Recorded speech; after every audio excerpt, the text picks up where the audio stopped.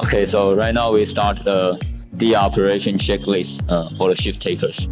So first things, we need to make sure that the security program is running for the DR systems.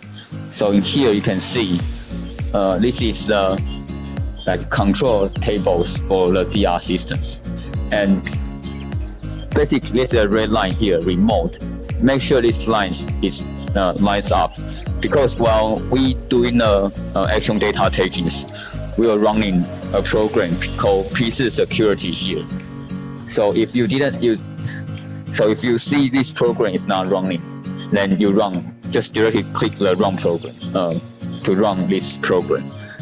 And next thing for the shift taker is that here you need to check the parameter of the DR system right now. So you need to check this parameter and write this value down on this logbook here every every hours. So let me go through the parameter shows here. So you guys didn't need to operate this one, but because we are right now we are running a magnet, so I display some value. So as you can see, this is the temperature controllers, and there's some corresponding system temperature shows here. So you need to record T1, T2, T3, T5, T6 on the logbook. And also in here, there's a pressure monitoring, shows the some in the DR there's some pressures inside DR. So you also need to check all these parameters. It's writing like in this. Make sure they are reasonable in a reasonable region as we list on here. And so if the value is not correct in this range, so you need to just connect to the button. And next thing is also sorry. So in here, because we also need to run the magnet when we do the actual measurement. So in here, let's magnet power supplies to run the magnet. So in here, so because we are right now we are ramping up the magnet, so you will see this number. But when you do the experience, this will show all of the digits will be 0, and the persistent mode will be lined up. And once when you take the shift and you see this quench lines up, and when the quench happening, also this power supply will suddenly have a very loudly sound. And you come here and check if the quench is lines up. You as soon as possible just directly connect to a resistor, because this will be like a huge damage when the magnet quench happens. And next thing is that because in our lab there are some things often happening is the cooling water for the post tube compressor. So in here right now you can see this sound is due to the post tube is running.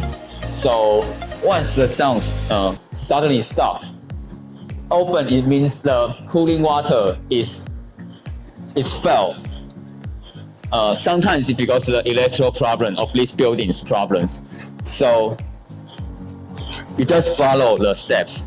So when the post tube compressor stops while running, so this is the cooling water controller, and this is the compressor. So what happened basically is because the oil temperature of the compressor is too high, so you need to restart the cooling water.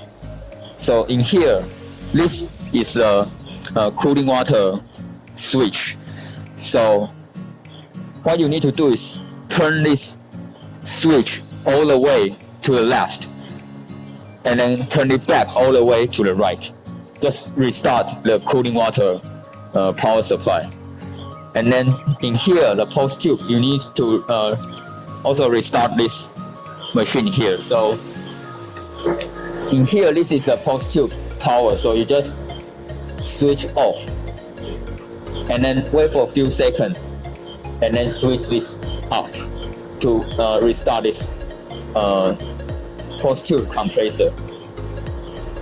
And then you wait for roughly 30 seconds, and you will see you will hear the post tube restart by itself. So you start to hearing the cooling sound of the DR.